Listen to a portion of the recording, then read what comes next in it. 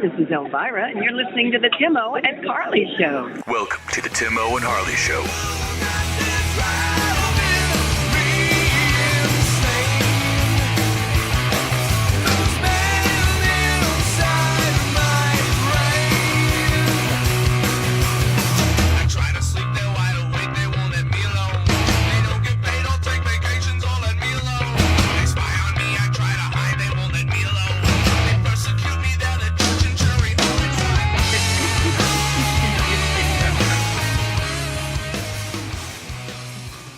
Thank you for listening to the Timo and Harley Show. I am Timo. Over there is my partner in Mindcrime, Mr. Ben Harley. Say hello, Harley. What is happening, people? Ben Haystacks Harley. That's me. Oh, Haystacks Harley. Told you I'd get it. You forgot, too, didn't you? A little bit. Yeah. Yep. Told you you'd forget, too. I can eat a plateful, Timo. Yeah. Old Haystacks. Now, speaking of haystacks, Mr. Ben Harley, yes. now, if you were like managing in 1975 or so, yeah, you'd probably be managing a haystacks. It might be dressed like a clown or something. He might be. I don't know. Yeah. Now, you got a show coming up on a holiday? Is this it? Yeah. St. Patty's Day. Beer drinking day? Yeah, I'm hoping some people will be there. I'm sure they will be. They might be a little greased. It is a wrestling crowd after all, right? Yeah, that's true. Yeah, full of Jig's dinner, but I don't know. Yeah, I'm not real happy about that date. I like me some Jig's dinner, and I like St. Patty's Day. It happens to be my mom's. Would have been my mom's 83rd birthday. Oh my! Wow! Yeah. Yes. I don't know. Yeah. So St. Clement's Hall on St. Patrick's Day. Are you going to have? Are you going to bleed green blood? Oh yeah, for sure. Nice. I got to get me a green suit or something. Well, Kevin's going to have to be a leprechaun. Kevin has to be a leprechaun.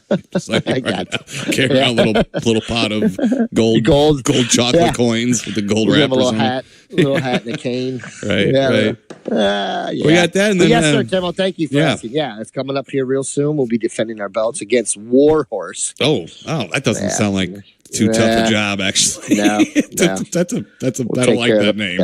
Yeah, me either. Yeah. So, I don't like anything, Tim. Well, that's why you're the heel, Mr. Ben Harley. That's why you're the heel. So then you're going to have the St. Patty's Day show, and then you're going to make an appearance at Retro Invasion Weekend in Cleveland. Yes. Yeah, that's the very end of. I need to get these dates going here, Mr. Ben Harley. I don't write them down ever, and I should. I just know it is the very last day of May, first couple days of June, that weekend there. And go on retroinvasionweekend.com, I do believe. Yeah. And then it's also on Facebook. But, man, we're going to have...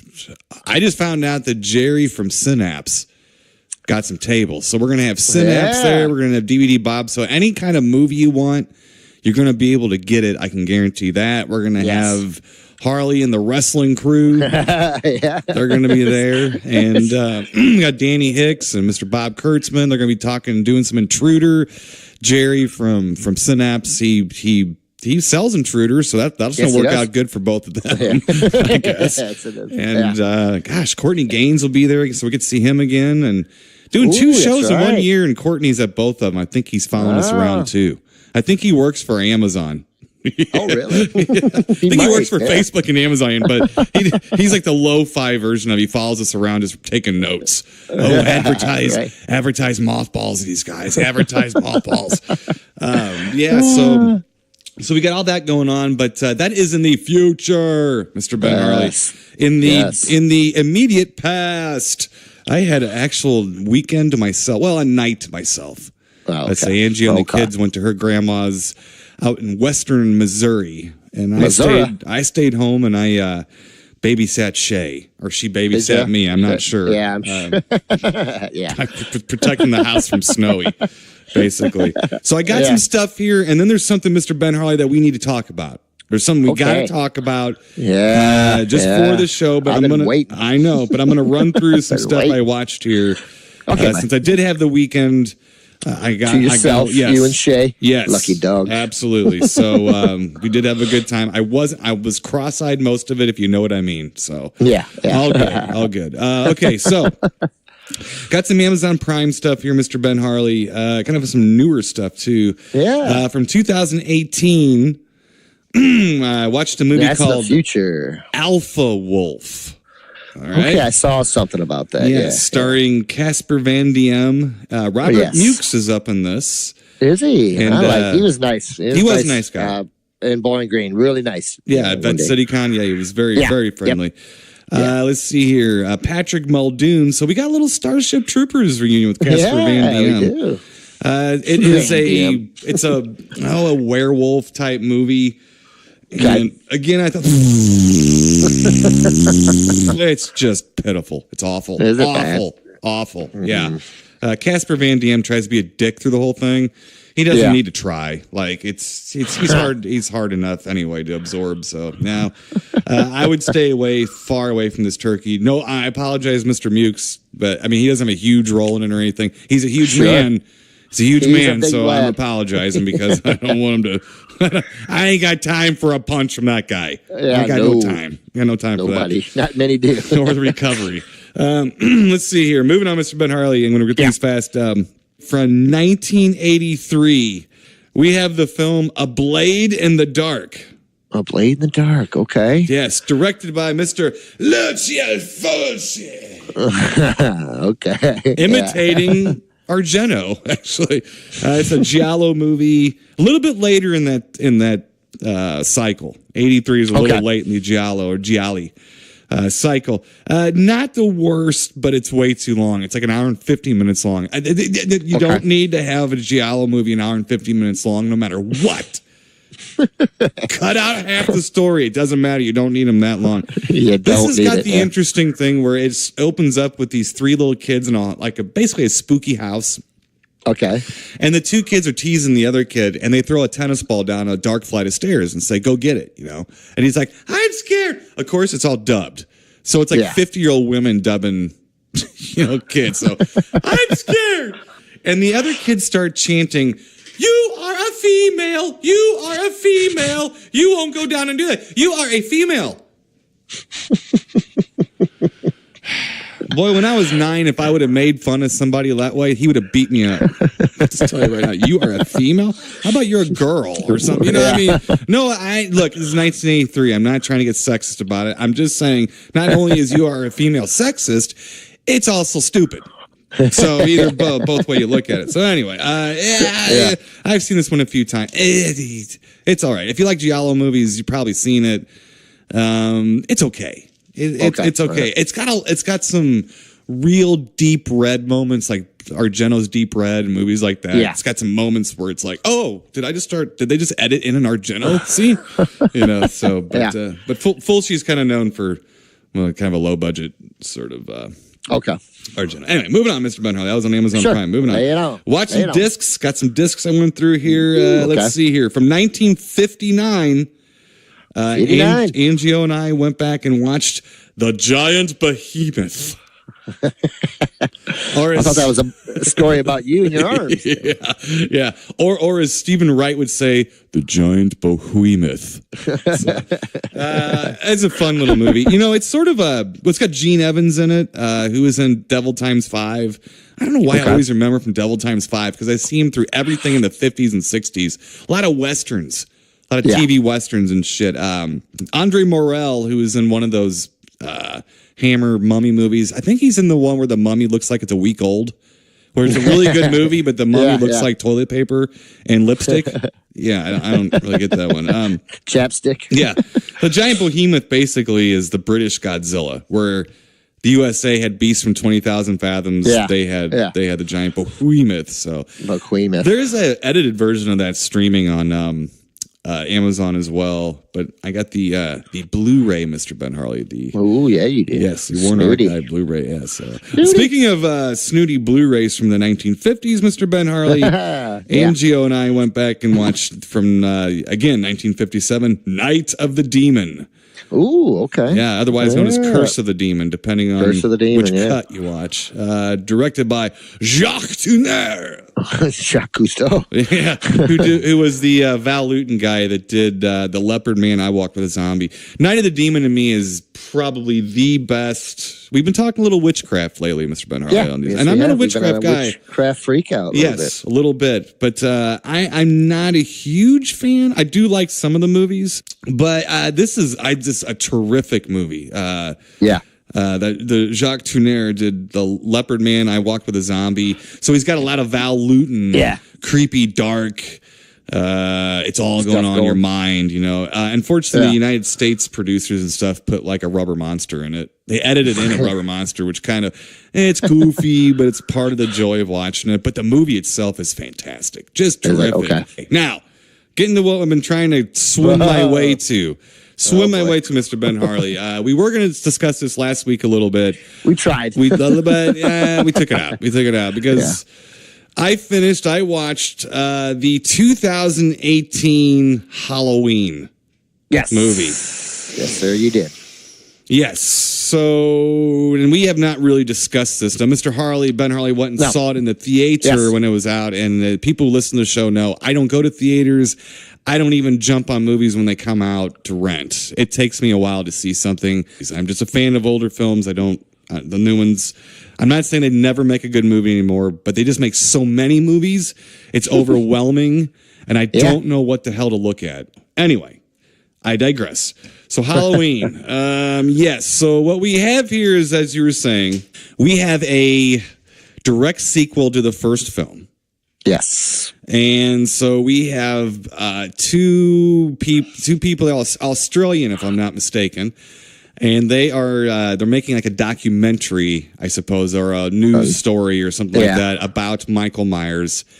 And so enter the movie. Yeah, they go to where Michael Myers, into his institution, and they meet with his doctor, and the doctor takes him out to the yard.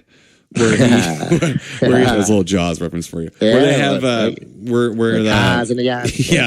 all the nut jobs are in the yard. And so that's the scene you see in the trailer where he pulls out his mask and goes, "You remember Michael? You remember Michael?" And then the doctor, who's supposed to be professional. No, I'm sure he forgot.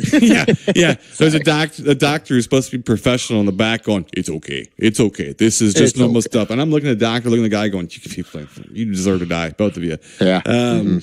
So that's where it kind of starts. I know you didn't like that part a whole lot, except for you did kind of dig the way that the other residents of the institution were kind of picking up off of his vibes. Yeah, like I thought that it reminded me of an older, like a 70s type, I don't know, horror flick, more of a, at that point, you know what I mean? Yeah. Not them two, but just the spooky moment. And I'm not necessarily saying the people that they had out there looked like, one of the guys looked like the Penguin, and I don't know, but it was, you know, I liked the attempt. Let's put it that way. Okay, right. I liked where it was headed, I guess. Right. So then I guess you meet Jamie Lee Curtis. She's all toughened up, which always is, like with guns, and she's ready to go if anything ever happens to her again. Which, you know, if that should happen to me, I'd probably be ready to go at any time. And I am ready to go. You're ready. I don't have to have shit. I've seen enough happen to other people.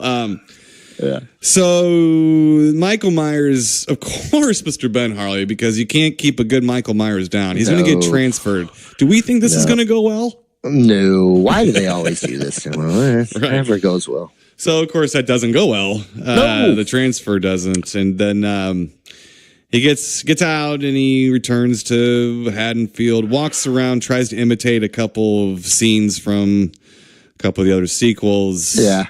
That's kind of it. So he goes back to Haddonfield and starts being Michael Myers again.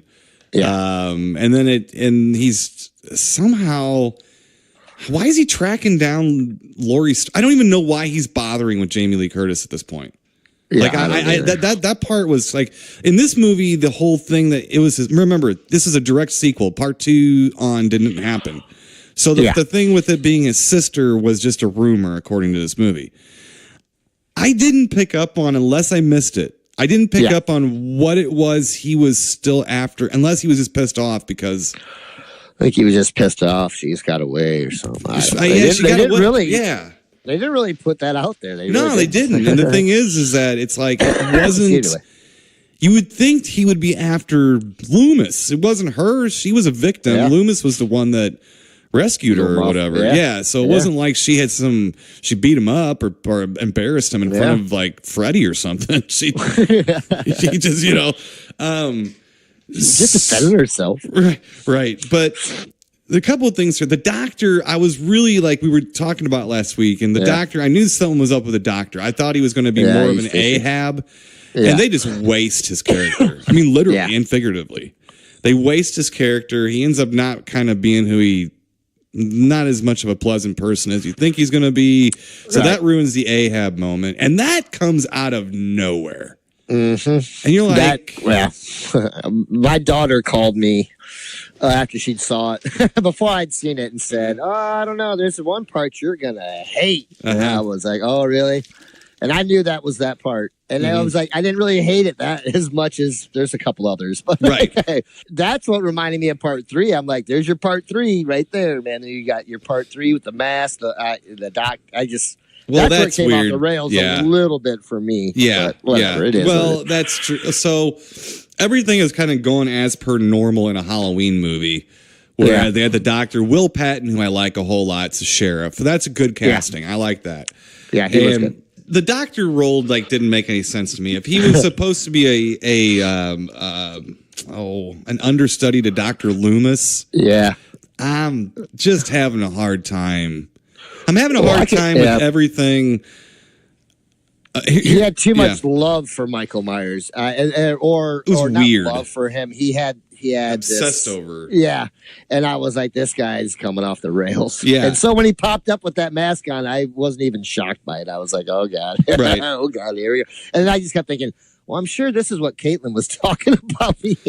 Well, so, it's weird. It's just it threw her for a loop. I know that. It's not even a twist. It's sort of a punch in the face. Yeah, it's like, what is going on? Does that make sense? It's really not a twist. Oh, yeah. It's like a punch, and it comes and goes. For Michael Myers to pummel for it too. Right, I was right. like, that was awful. It's been a while since I've been cheering for Michael Myers as much as I was in this one. Like, just the whole thing with the doctor. I mean, that thing was like, I think it derailed the movie because you lost 2 characters that could have been interesting, and then you lost any interesting.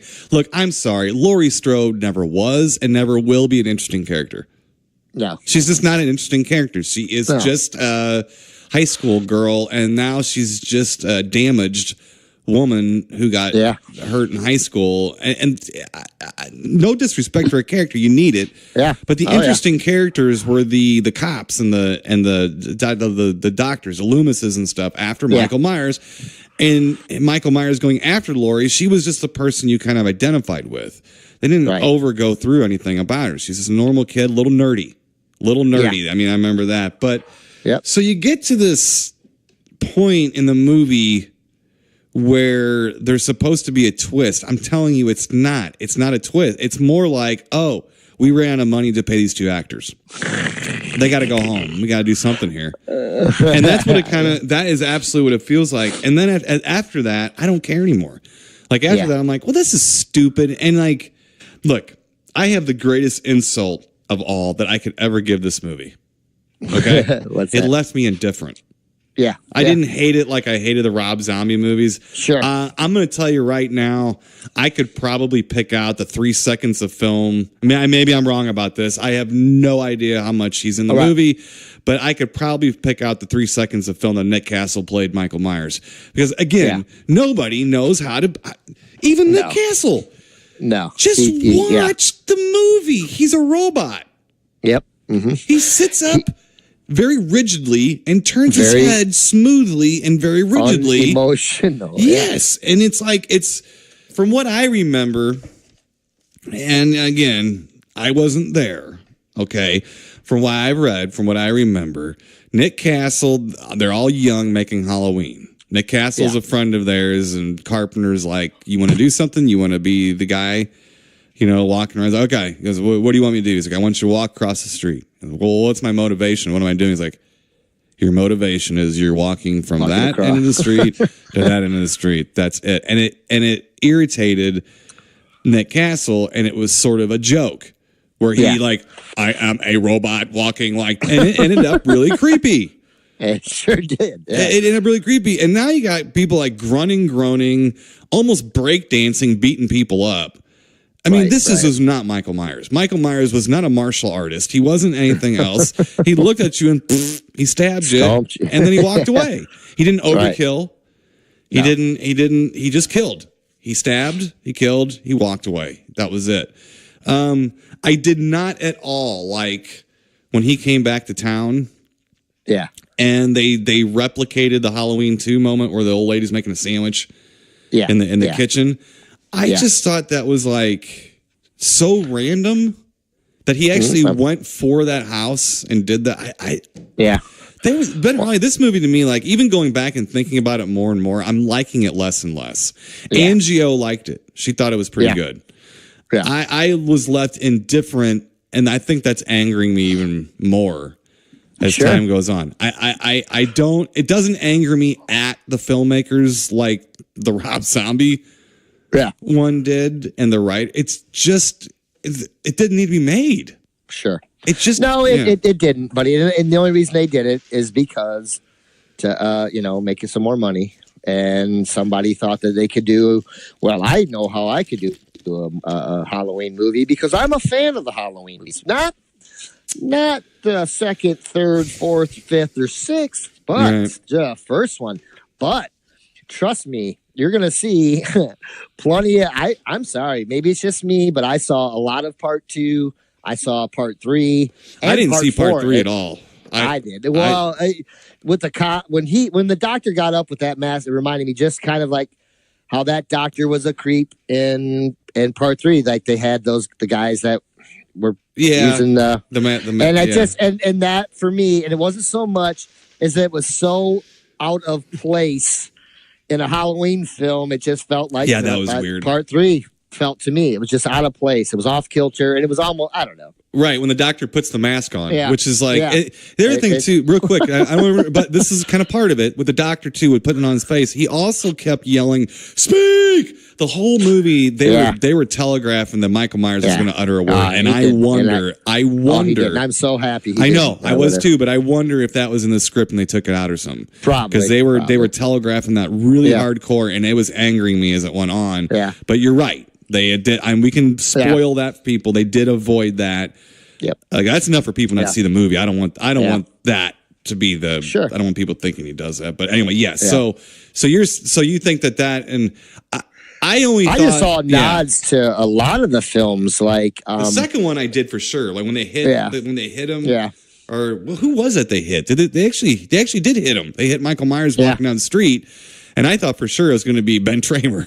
Again. It did look like that. So I saw some Halloween 2, and I'm gonna have to go back and watch it again. But while I was watching it, there were scenes I was like, it just reeks of these other movies. And I said I wasn't in the best mood when I went and saw it, and it didn't make me any more of a better mood. Now I will say, Timo, now when it's all said and done, I liked 3/4 of this movie. I thought it was fun. It was okay. It didn't upset me that much. But the other quarter of the film, which were different parts strewn throughout, and the ending, for me, I would have given this 3 stars, maybe 2.5. But the ending took a whole star off for me. And I'm serious about that. All right, I don't know. Do we want to give away too many spoilers? I don't really care. I think people have had time to see this. I think my litmus test is if I've seen it, everybody else has seen it. Okay. I mean, really, that's what I think about it. I don't think I'm wrong about that, by the way. But now, parts of this movie that I did like was her and her daughter's relationship, how she looked out for her granddaughter, Jamie Lee Curtis, and her granddaughter were tighter. Okay, so I'm not, me, Tim. I don't really care too much about a lot of what's going on in a horror film except the cool stuff. But I appreciated that. I thought that was okay. But at the ending, when they pulled this whole thing of putting him in a trap and all that stuff that was before that was all a lie, right? Because they were perpetrating this to get him there and into this trap, and it was all set up. So you're telling me all this stuff they did beforehand, all that between her and her daughter? Was that all the setup too? Like, no, I were just they think, I think Jamie Lee Curtis knew that, or at least imagined that he was going to come back after her. If he did, she was ready for him. Because remember, then her daughter had all the skills and was a little sharpshooter. And yes, they were ready. They were ready to protect themselves to make sure he got down in there. Yeah. Well, yeah. He didn't care much. So then they put him down there and shut him in the basement and lock him in there and turn all this gas on. And he stands there and just stands and looks at them. And they stand and look at him. Mm-hmm. And that's it. And then, like, now you might have got a quarter of a star back from me if he come busting out of somewhere or something on fire. Mm-hmm. You might have saved it for me. But that was, for me, this movie could have been okay-ish. It could have had some stuff, but the ending was just, it pulled the rug out from under me. That makes me not want to watch it again. That's why I don't want to. It looks to me like what they're doing. Remember how I told you how movies have become more like Netflix series? Yeah. Because you never saw him die. I mean, come on, let's be honest here. You didn't see anything happen to him at all. They set it up for not a good setup. Yeah, there really isn't. And the thing is, like, look, I know we're doing spoilers here a little bit. Again, everyone's had time to see this, but we're not really telling you anything because really it doesn't end. There's nothing. There's a mild climax to the film, just a mildest of mild, and the people, what you are left with at the end of the movie is just the continuation of something that's going to happen more. Yep. Now, as far as the writing and how it's to me, there's a point where I don't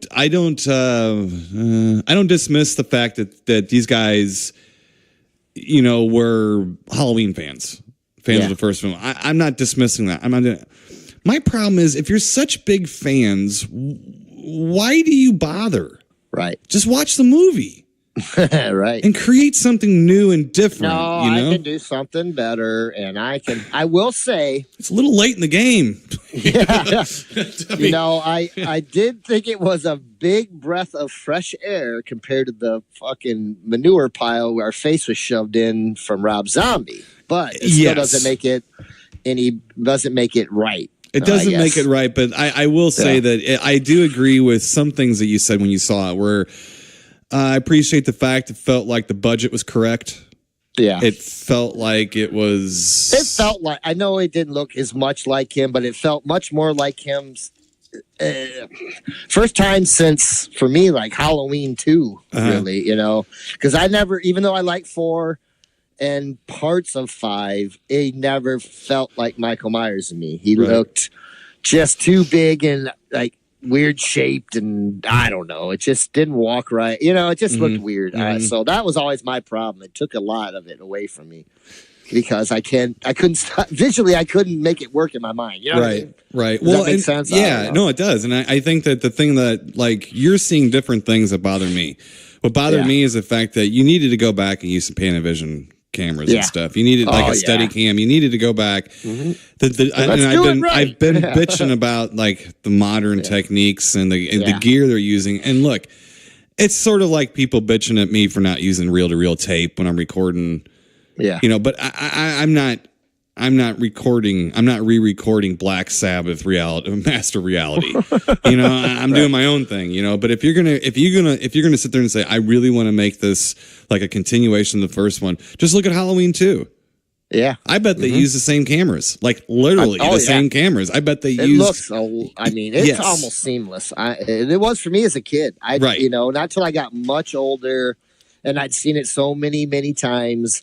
But even now, I still can watch that and still feel, except for the fact that Dick Warlock's shorter, I still get a good feeling of that movie. Yeah, and part of that, it still is part of the creep factor that he's not a big guy. He's just a normal guy. Now, Dick was a little shorter than Nick Castle, stuff. But still at the same time, he was still normal build.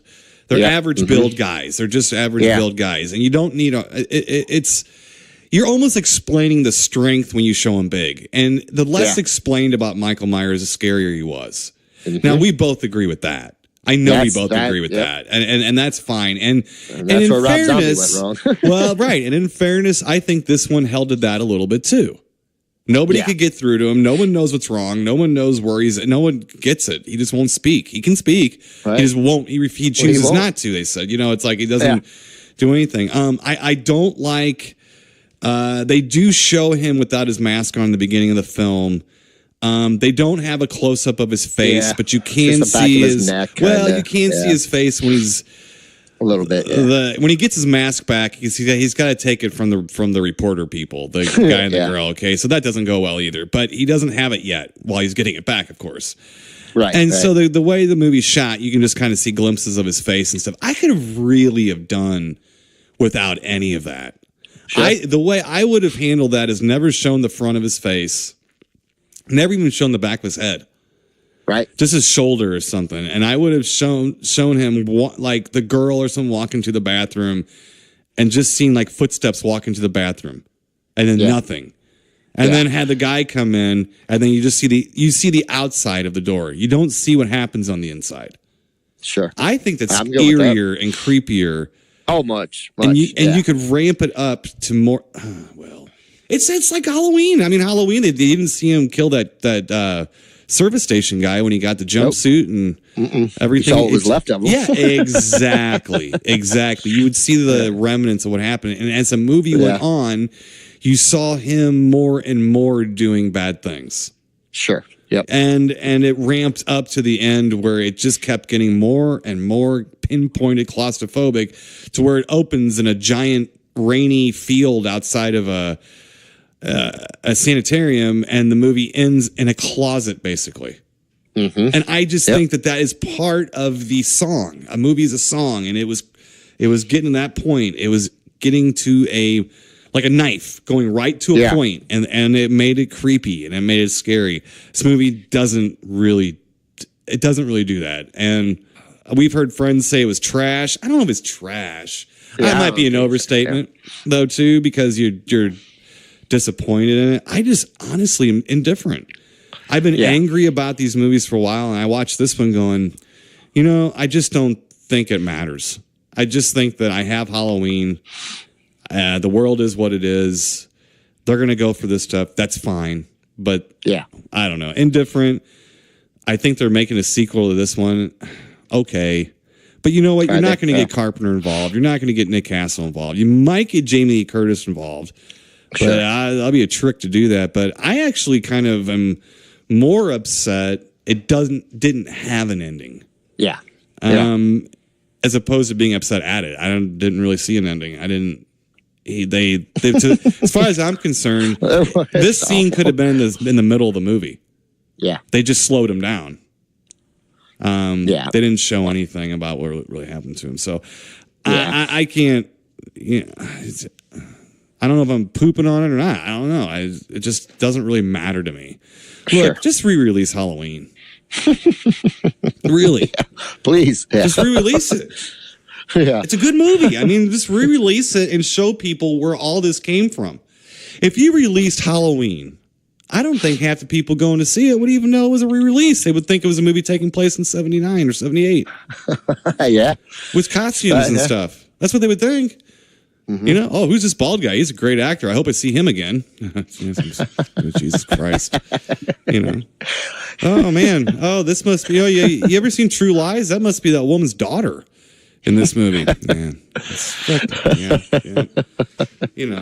don't know. Mr. Ben Harley. It is what it is. I was indifferent. And the indifference, it's probably, like I said,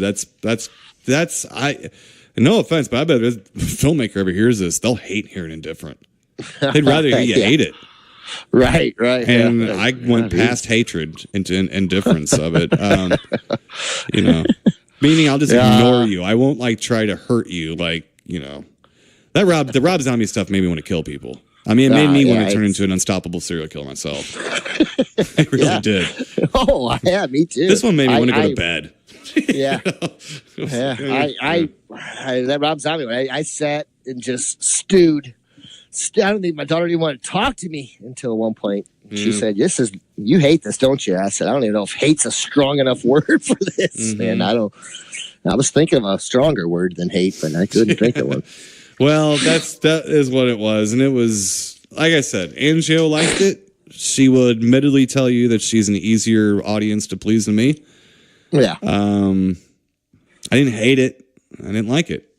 Right. Like I said, you're indifferent. It was what it was, Mr. Benner. It was what it was. Exactly. You got anything? I'm tired of it. You got anything? Yeah, I got a couple of things. So right. Let me see here. I know the government's listening to me on my phone here. They keep popping up apps here. Let me get these down first. Yeah, seriously, they're coming after me here. I don't know. Must have been about we're just talking bad about Halloween. They're coming after you with diaper ads. Yeah, exactly. They know their demographics. No. Right. All right, Timo. Yes, here, buddy. I did finish Han Solo. Oh, you did finish Solo. Okay. Yeah, I think I only missed about 3.5 minutes. So basically, yeah, he went and won. Yeah, he won the card game against Lando and got the Millennium Falcon, and that was it.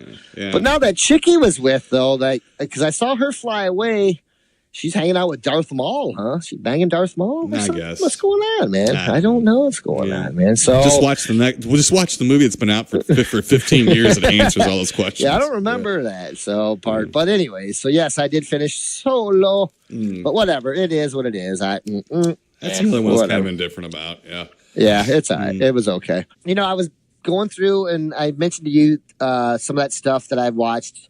One was on Godzilla. I think I sent it to you. Movies that you don't know about or you should know about, stuff like that. There was the one with the Warriors. But anyways, I caught one, and this was an English gentleman. I think he was English. He had an accent, so I don't know, Tim. You know me. Okay. This gentleman he was either English or British. I can't figure it out. Yeah. But this was like 10 things you don't know about Jaws 2.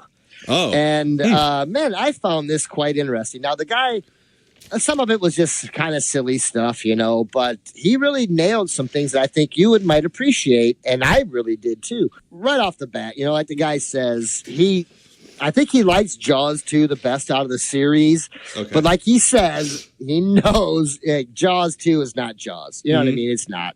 But what I think this gentleman likes a lot about it too is, and he shows in there, he's like, this is much more. And he said, it's basically Jaws where they just ramped up everything, ramped up the kills. But he said it's much more, and I will have to agree with him. He said it's much more of like a slasher flick, and he puts up Halloween, and I'll buy that. Yeah, because it's like he says in the shark is menacing young kids. Yeah, and he said this was before Friday the 13th and all these other things, and I kind of thought about it. I was like, yeah, that's not bad. It's much more of a horror film than Jaws was. So I was along for that ride. I thought it was really cool. He had some interesting tidbits on that, but hey, this is much more like a slasher flick. Right. Before a lot of these slasher flicks, you know what I mean? I was like, wow, he's got a point there. And I forget the original director they had was a guy that I think you know about. I can't think of his name, but they kicked him off. Yeah. Basically, what he wanted to do, he wanted to go back and rewrite the Quint, do like a prequel and do the Quint story. They're like, no, I don't think that's going to go over too well. That would be awesome. Oh, it would have now, but back then, I don't think you would have been people going to that like, wait, what? I don't think it would have went as well as nowadays. If you'd have done that separately, it'd be huge. I think I would be there first. I'd be the first guy in line. So I forget the other gentleman they brought in, but him and Roy Scheider didn't get along real well. Jen Zwark. Yeah. And like they were showing, he did Bug. He did the movie Bug. Yep, exactly. And so they didn't get along because Roy Scheider didn't want to be there. He was the only one that was pretty much contractually obligated to be there. He tried to get out of Jaws. He faked something like some illness, or he went crazy or something. But they're finally like, no, you got to get back to set. Right. And they say, and I've always noticed this too. I thought his performance is just awesome in that movie. And the guy was saying probably because he was so angry already, Right. that a lot of that anger and a lot of his anxieties really spilled out into that film. And Right. you can tell if you go back and watch that. And that's, for me, part two, a lot of it, the reason I like that movie is because of Roy Scheider and his portrayal and how I believed Roy Scheider. When he's shooting the fly fish or I believed him. Yeah. So it was kind of fun to watch, and I enjoyed what he was saying, and it is. I think Jaws 2, and I've always liked Jaws 2. I've always thought it was a fine film, but so good stuff. So, we did watch The Last Shark riff tracks, like I didn't mention on the show a couple weeks ago. And to me, I think one of the most glaring things when you see The Last Shark, or what it was known as Great White, is that when people make fun of like Jaws or Jaws 2, like how bad the shark looks and everything, it's like, go back and watch Great White. Yeah, and then go back and watch Jaws 3D. Oh my God, when he comes smashing into the glass thing there. Painful. I know you hate that one. I think it's a fun one. I think it's a fun painful. movie. I want to punch it. It's not a good movie. It's a fun movie. It's a silly fun movie. There are some parts I do like about it. Then there's the parts that come out and like I've been bitten by a shark. No, it's part 4 is the one that needs to die a slow death. That was the awful one. Awful, most awful. You got anything else, Mr. Ben Harley? We were running long. Okay, let's get to our official films for this week. Let's do it. Believe it or not, the first one up here from 1946, The Brute Man, which is not the sequel. But the prequel. Yes, to the House of Horrors, where Rondo Hatton is playing the Creeper. Old handsome. Yes, the Old Creeper. So this is like the Creeper's origin story. Yeah. If we can speak in today's speak and try to pull it back, this is how we 70 years. This is how we find out the Creeper's mindset and how we can feel sorry for him. Exactly. And how he is the victim and we, the people, are the persecutors. That's right. Again, this is directed by Jean Yarbrough, and which was House of Horrors. And once again, Jack Pierce is the makeup guy. Once again, Rondo Hatton is playing the Creeper. Here's something a little interesting. There's a movie, Sherlock Holmes movie called The Pearl of Death, where Rondo Hatton does play the Creeper. I don't think it's supposed to be the same character, but it's Rondo and his name is the Creeper. Yeah, there you go. Good enough for me. Okay. So what this is, again, this is like a Creeper origin story. And we talked about House of Horrors. Yeah. Gee whiz, I almost left Movie Guy in the closet. Oh, yeah. He's going to creep out and choke you. Movie Guy. You got to tell Tom Cruise to scoot over. He's in the closet. Hang on a second. Yeah. Why? Come on. Shit, my time. All right. Let's get Movie Guy out. Movie Guy. And let's give Movie Guy an opportunity to see the sunlight for a second. Yeah. And give you a very short one-sentence storyline synopsis for The Brute Man. Here we go. Okay. A facially deformed and mentally unhinged man wreaks his revenge on those who deformed him with a series of brutal murders. That's it. Yeah, seems like more of a run-on sentence than a plot, but it is what it is. Yeah, so apparently, and there was a rumor that this kind of happened to Rondo himself. Oh, really? That Rondo had was it acromegaly? Yeah. Acromegaly or whatever, and that it was set off actually by some chemicals he got sprayed with in World War I. Oh, wow. Could have been World War II, but I actually think it was World War I that it happened. Yeah. Either way, he had it. And so basically they take his real story and make a really like, what? Can I just jump in here and just tell? Okay. So I know where I'm at. Okay, so Tom Neal, the male star of this film, Tom Neal, who's known for the film Detour. Detour, okay. He's also in like The Bowery at Midnight, which was the. Okay, now Tom Neal was known as a tough guy. Okay. Okay. And by tough guy, I mean he was a boxer. He was 44-3 with 41 knockouts. Whoa. Okay. He was a tough guy. For tough guy, I mean he spent 10 years for involuntary manslaughter. Whoa. Now, this was in 1965. Apparently, in 1965, involuntary manslaughter meant putting a bullet in your wife's head. Ooh. I call that voluntary.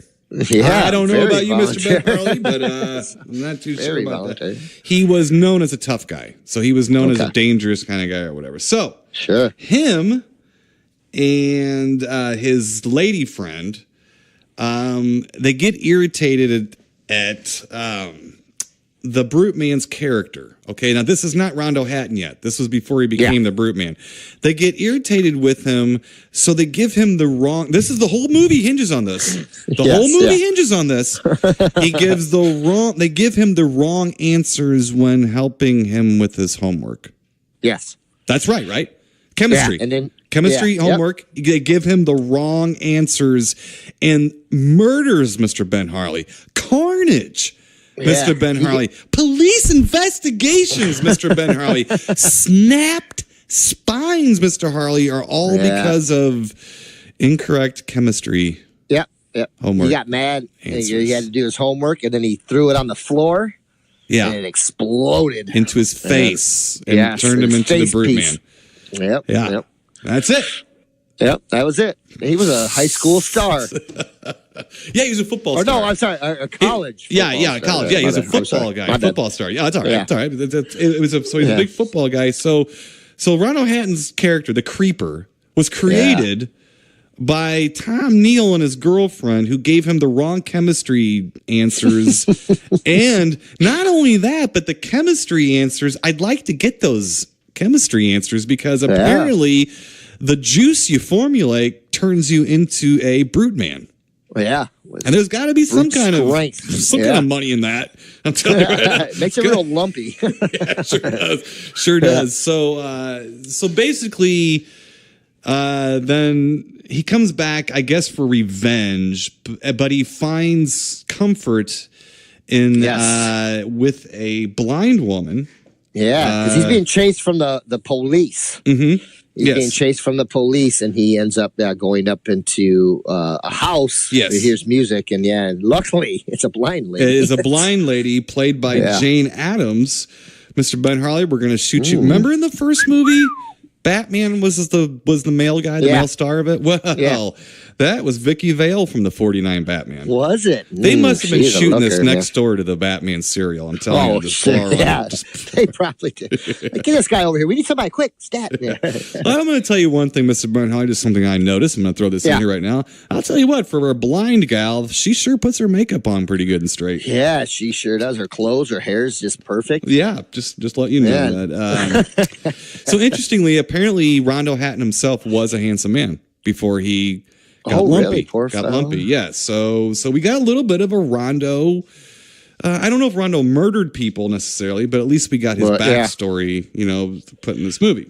Man, so that's what we got. Sad. Yeah. So we got, and this is, like I said, the movie before, not even a prequel. This is the original movie that's a Brute Man, and House of Horrors is a sequel. Last thing I just wanted to say, Mr. Ben Harley, is that one of the minor characters in the film I have a special place in my heart for. Because that old shopkeeper, he reminds me of myself when I was younger. When you were a shopkeeper? Yeah. Creeper, creeper, creeper, creeper. Always thinking about the creeper. Creeper, yeah. Hurry up! Get the orders! Anybody under the age of 30 needs to be beaten with a stick. Okay, that's screamed at. Yes, this old guy was cranky. Oh, he was, man. He was cranky. Cranky. So he was just cranky at the creeper because the creeper killed his little helper there. Yeah, but he was cranky at the helper before he got killed. Yeah, exactly. He was screaming at him. Yeah, it's like, Why are you mad now? Creeper. Yeah, you didn't like that kid. Yeah, so he reminds me of myself when I was a few years younger. Back when I used to wave my cane, Mr. Ben Harley. I'm way still past that waving now. it. Well, no, I'm decomposing now, so I'm still here right now. Now, Mr. Ben Harley, of course, we both have seen this before. Yes. And again, I did watch the Mystery Science Theater version, which is available on Shout Factory TV. And Yes. you watched it, I believe, also maybe that way, but I also watched it also on Amazon Prime. Just the straight film is available. Yeah. By the way, so I did watch both of those. So, what did you think, Okay. Mr. Ben Harley, going back and watching The Brute Man? You know, this one's okay. I like this one a lot better than the House of Horrors. Really? Yeah, I don't know that it's a better movie as far as like the plot and all that, but I just for some reason I don't know. This one moves a little faster for me. He's a little more better. sympathetic in this movie. Yeah. I mean, he really is. I mean, I think you do yeah. see a character arc if you watch this one to the second film. I think that makes Yeah. the second film make a little bit more sense why he's so ticked off and cranky. Oh yeah, he's ticked off, man, Yeah. for sure. Because he basically kind of what sends him off too, or sets him off, is he gets help from this lady, the blind lady, beautiful blind lady, and but she needs surgery. She'd like to have surgery so she can see again. Mm-hmm. And of course, Rondo takes it upon himself to murder everybody else, pretty much during Cast. Yeah. yeah. But he wants to help her, so then He's murdering people for money for her operation, Yes, is what you're saying. Yeah. But upon, taking his revenge on the others, he gets a gold mine there because there's a lot more money to be had. Yes, sir. From them. But now watching the Mystery Science, like I said, this is the second or third time I've seen it. I think it's the third time I've seen it. Okay. And I think it's funny. It's a funny one. And that's what kind of threw me when we watched House of Horrors, because they find him basically in House of Horrors, like down by the wharf. And I thought, man, am I watching The Brute Man? Is this the right one? And well, right. Well, they never do show him getting into the water in The Brute Man. He just gets captured, right? I mean, that's it. He just yeah.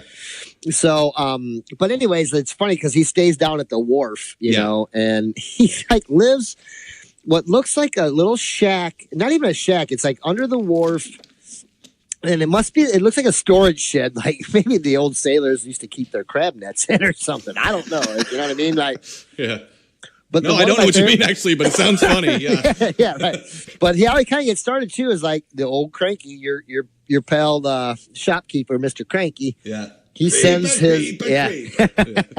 he sends his little errand boy down there to, send some goods. Because I think the Creeper's getting them, isn't he? Rondo Hatton having them brought to that place. Well, the little guy, he gets too nosy. He gets too nosy. Yeah. Yeah. And he's hiding. The guy's hiding. Yeah, Rondo's hiding. Because the Creeper doesn't want to be seen. He just wants the needs goods to eat. and beat it. Yeah.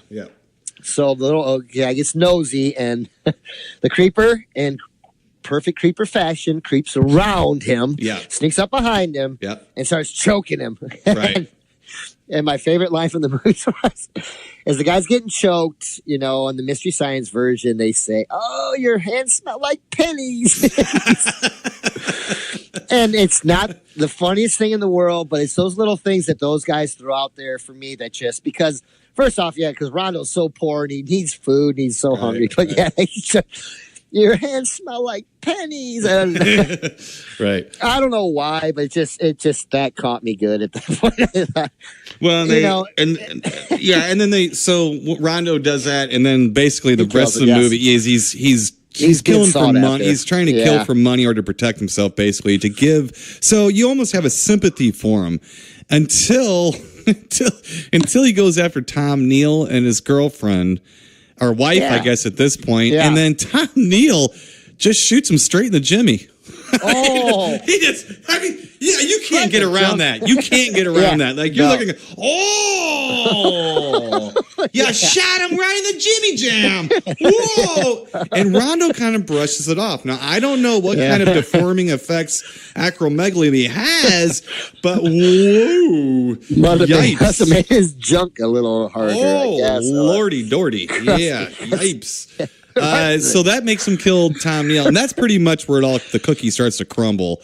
Yeah, because then what happens is basically how the movie goes is what happens then is that the poor blind gal, she doesn't really know that he's the Creeper. She doesn't know that he's bad, you know. So he won't let her touch his face either. So. Right. So when the cops come around snooping around, they let her know what's going on and how she's getting all these money. Well, she also goes. She gets like a brooch. She gets like a brooch or something, like a real expensive piece of jewelry, and she tries to hock it. And the guy at the pawn shop, of course, has a list from the cops and stuff to keep an eye out for. So all this leads to her being told who Rondo Hatton is, and to her, it reminded me a little like of Bride of Frankenstein. Yeah. To her, it's just he's just a down in his luck guy that people are after, you know, and stuff. Yeah. She didn't realize those people were cops and stuff like that. So she basically sets him up to get captured, and that's kind of how the story goes. And that sets Rondo off. That's where his love lost. That is true, except for the whole capturing thing to me was a little anticlimactic. I'm like, come on, man, that's it. So that kind of blows a little bit, like right there. But and the other thing too is, for God's sake, Rondo, you just got shot in the jimmy. At least wince or limp. I tell you what, there is more. Fire escape climbing in this film than in Backdraft and any other like whatever Towery Inferno, whatever else you want to throw in there. There's more than been barefoot in the park. Barefoot in the park, Stella. The West Side Story, whatever. There's more. Now here's one for you. You're gonna like this. Now there's a character in this movie by the name of Joan Bemis. Okay. Or Bemis, okay? And she's one of like the lower down. She's probably a customer at Creeper Stop Shop. I mean, she's down in there. But she was played by a Janelle Johnson Dolans. Well, guess who her kid was? Mickey Dolans. Yeah, that's right. So Mickey's mom is in this too. So there's a good Mickey Dolans reference in my Warrior of the Wasteland. There you go. There's a little monkeys for you. Monkeys.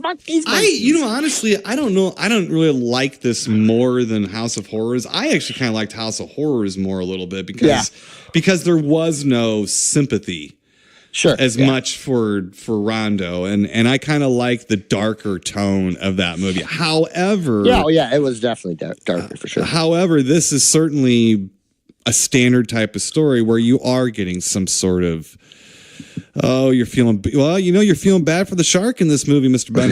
You're feeling bad, and you're buying into it. You're buying into it.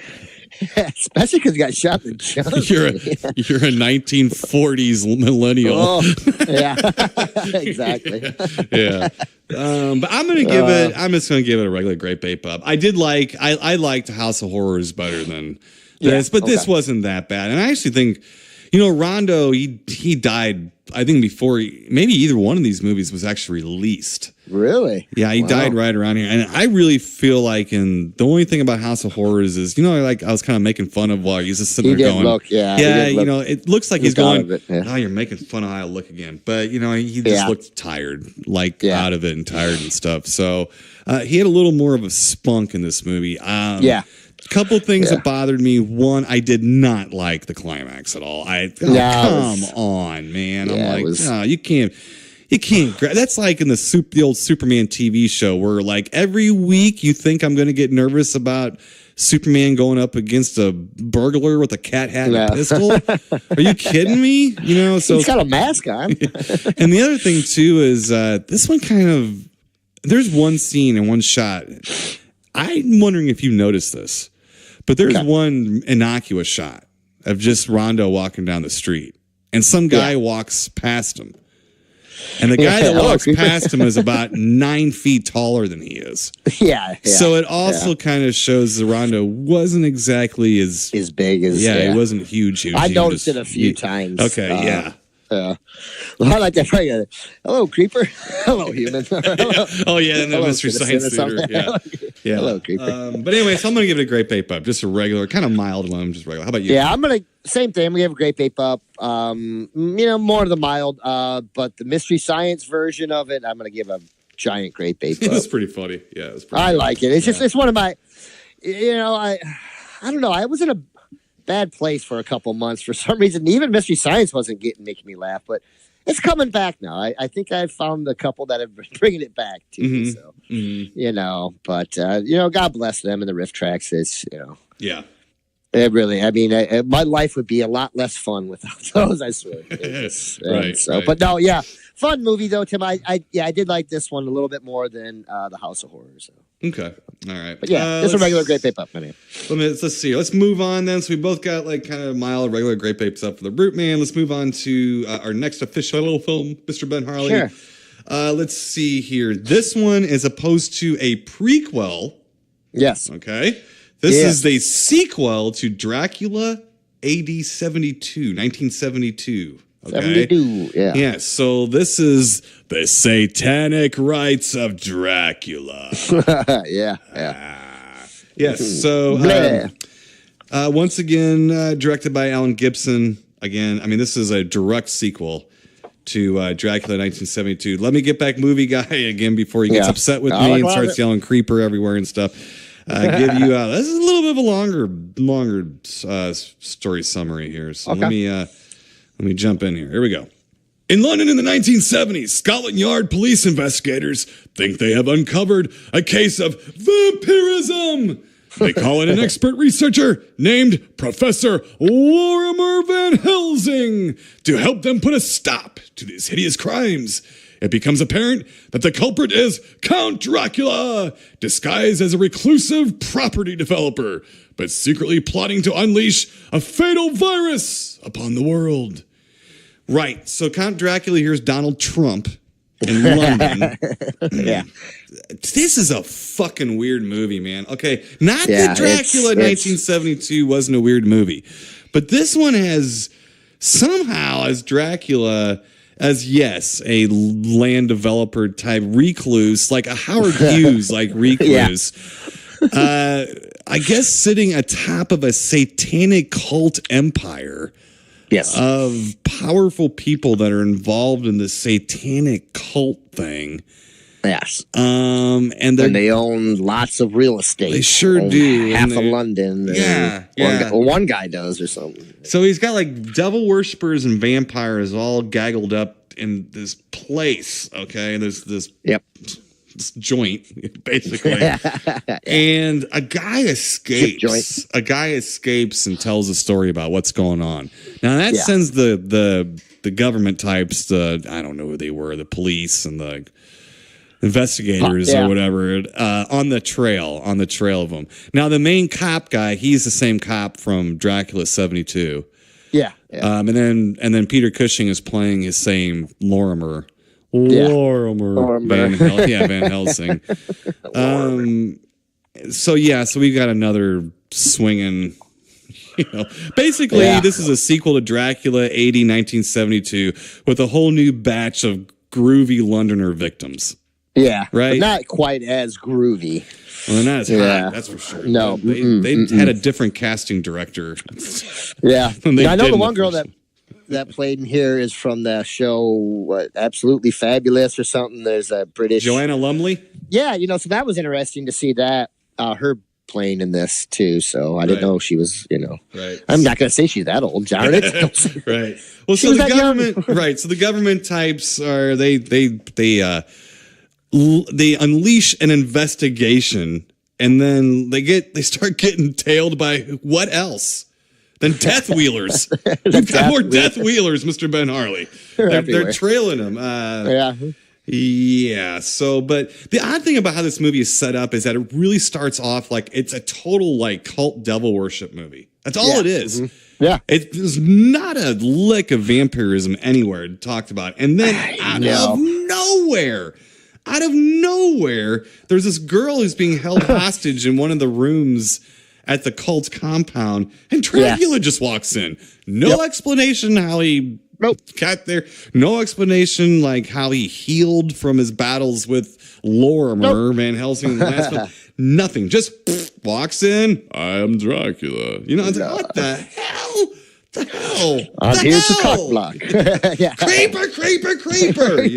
Jesus. No, this is like, it's just, there's a lot going on, but not enough going on to figure out what the hell is going on. It's confusing. Now, did you notice too, Tim? I don't know. Did you watch it on Prime? No, I got it on Blu-ray. Yeah, because on Prime it says right at the beginning too. We apologize because it looks like it was shot through cheesecloth. Oh, I mean, geez. it's bad. Oh. Like it looked like they took Dracula AD 72, dipped it in some water, and then filmed it again, or so. You know what I mean? Like it was. Wait a second, it's bad, really bad. I'm not. I mean, I did not know that. Yeah, just take a look at it, just for shits and giggles. Right. Take a look and see it's bad. Ooh, must be bad. a VHS copy of it again. I think, like a bad VHS copy. Right. Well, I think it's bad. obviously not. It hasn't been really easy to come by. Basically. I don't like to read a lot at the beginning of movies, Timo. So I only read briefly that I just said sorry, and I thought, oh god, here we go. Right. So this is interesting too. This is the final Hammer film with Lee and Cushing together. Really? And it's also that's the final Lee Dracula Hammer movie. He did do he did play a Dracula in a television appearance, but so officially it's not. But for Hammer and for all intents and purposes, this is the last time that Lee played Dracula. Again, that's Michael Coles, who's Inspector Murray. Again, he comes back for this movie. It's kind of interesting here. Especially these Hammer movies. I mean, I know they make sequels and they need to mix things up a little bit, but by this movie, vampires can pretty much be killed by anything. Yeah. I mean, at least everything convenient. I mean, leaf blower. Running water, religious symbols. Well, stop at running water. How about I just keep a water gun with me? That's what I was wondering. I was like, did they bless when the one part I was like, was that like a no? I didn't know if they blessed the water. No, they ran it through a fire, prevention thing or something. I don't know. No, so Inspector Murray. That's it. Inspector Murray, so Dracula has a coven of a couple hotties. Well, they were a little frustrating. Mild. They weren't really very. Yeah, they were very waif-like. Like I said, not the same casting director as Dracula AD 72. Let's just say that. There was no Caroline Monroe. No, not even close. But he comes across he's got a bunch of lady vamps chained down in the basement. So the inspector turns the sprinkler system on because like I said, by the time you get to this movie, Hammer had created so many new ways to kill a vampire that in one of the previous movies, running water killed him. A river did. He fell into a river and the running water killed him. So I guess it's to purify blah blah blah blah blah blah. But that kills him too. But it's like so in this one we get thorns. Now thorns can kill him. Really? A sticker bush. We're down to a sticker bush. How about a stubbed toe? Could possibly made him melt as well. So yes, we get that. Let's see here. And then basically, yes, like I said, this is a sequel to Dracula 72 with a whole new batch of groovy victims. However, this one also features Peter Cushing constantly providing the cast with tea and cigarettes. Yeah. Constantly. Go back, watch it, put some readers on so it might clear the picture up for you. And see if you can find 1 second where Peter Cushing isn't handing someone or ingesting either tea or a tobacco product. The whole time. I smoked 2 cigarettes during the movie because I couldn't let Peter Cushing lap me. That's what I told Andrew. I couldn't let him lap me. Yeah. You had one in each hand. Right. So a true English gentleman's constantly trying to get his guest jacked up and emphysemied the whole time. And then, Mr. Benhart, I'd like to also report at exactly 1 hour and 7 minutes, we get the final Van Helsing hair flip. Yeah. And then, amazingly, his hair heals itself. Goes right back into place, yes. So that's about my rundown of the whole movie, Mr. Ben Harley. What did you think of the Satanic Rites of Dracula? What you could see of it, I guess. Yeah. It was just a little boring for me. It just, because at one point I was like, this is a vampire movie, right? Because I did not see a single vampire or Dracula. And for a half hour. I was like, for a half hour. I thought, I was like, wait, there's no, where's Christopher Lee at? Right. No mention Nothing. Mm-mm. All satanic shit, right? All satanic. Yeah. Yeah, and it was kind of throwing me. Maybe it was just the editing, the way because it's like the guy was going back and like telling them these things, and so at first I was like, they're having a satanic cult thing going on, right? Mm. And then there's all of a sudden they cut to a guy like in a studio. I'm like, is this guy recording the satanic thing, or what's going on? I was confused for the first couple. Oh yeah, when he's in his like little control center where he can see like all what's going on. Is this and then he ended up being with the cops there, I think, right? Or was he? I don't fucking know. No, he was keeping an eye on the place, making sure that nobody escaped or got into the compound where all the satanic fudge is going on. Okay. Mr. Ben High was boring to you because it was actually so complicated. Yeah. There's so many things going on in this movie with different types of horror-related things that I was surprised a werewolf and a Loch Ness monster didn't jump out of somewhere. I would have preferred a werewolf show up and just take everybody out because it was bad. It would have been a four-legged one. Yeah, exactly. I don't know, Tim. It didn't really capture my, I don't know. It just, and like you said, then when Christopher Lee would show up, it was almost like he was out of place. Like, oh, okay, well then, I don't know. Well, these guys didn't want to do this by then. I mean, by then they didn't want to be doing, they felt obligated to their friends, to do these movies and to still be Cushing and Lee, and be Van Helsing in this. So this was, I mean, they're really not given a whole lot. There was just not enough groovy go-go boots and stuff for me. No, there was not at all. It's more like it has much more to do with Satanism than it did with vampirism. Well, yeah, that and then Dracula fulfilling biblical apocalypse prophecy. That was the whole crux of the film. So the reason you start off with the satanic cult is that I don't know if Dracula started the cult or the satanic. Then there was what was there a thing about bubonic plague or something? Yeah, well, that's what I'm saying. It was like, I mean, like Dracula we like basically wanted to kill himself by destroying the planet. Yeah, that's kind of. I mean, it was a little out there. This one was a bit ambitious on the suspension of disbelief. Because I was a little nervous for Peter Cushing because he's like his friend finally told him he's like, I'm in on it. I've been making this plague or whatever. And it's just over there, right there on the table. And it's ready to go. Like, what? It's like, at that point, it started to lose me. I'm like, oh man, plagues and Satanism. And I just death wheelers and motorcycles. Puffy vests on. Yeah, jeez. And I didn't know what was going on. Yeah. I don't know. Well, yeah, there's I'll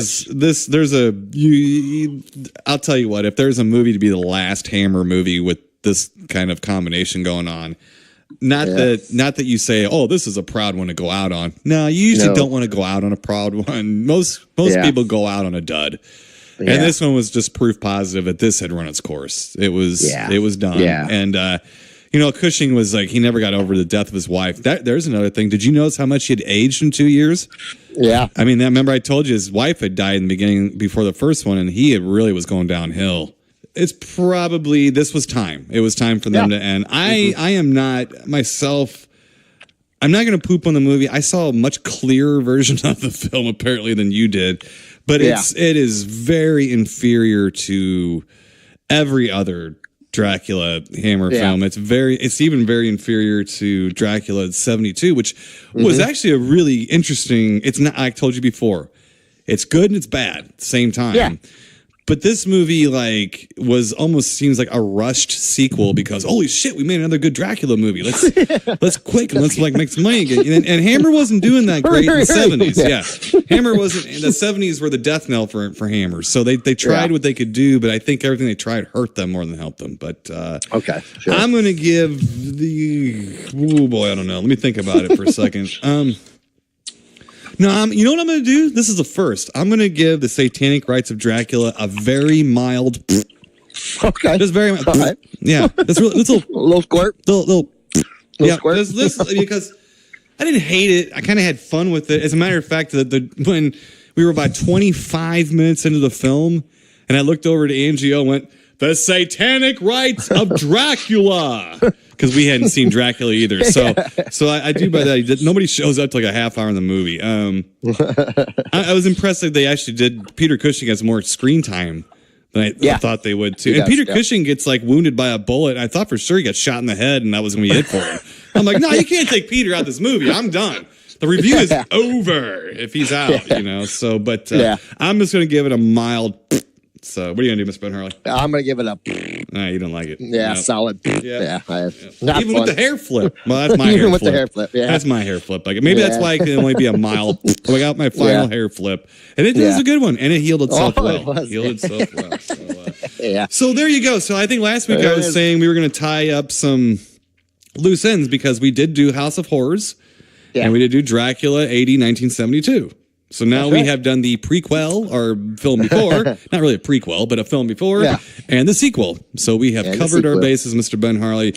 We have now closed the book on the two powerhouses of horror franchises, the 1970s Hammer Dracula and the 1940s Brute Man, the Creeper series of films. So we don't leave a stone unturned, Mr. Ben Harley, on the Tim and Harley show. We don't do that. We leave stones being unturned to other shows. We follow other shows and we say, right there, that stone right there, you didn't turn that stone over. They say, well, we don't need to turn that stone over. It's like, you don't care about the people, do you? You don't care. You don't care about the people or your film history at all, do you? All you care about is 2018 Halloween and Rob Zombie shit. That's all you care about. That's all you care about. Yeah.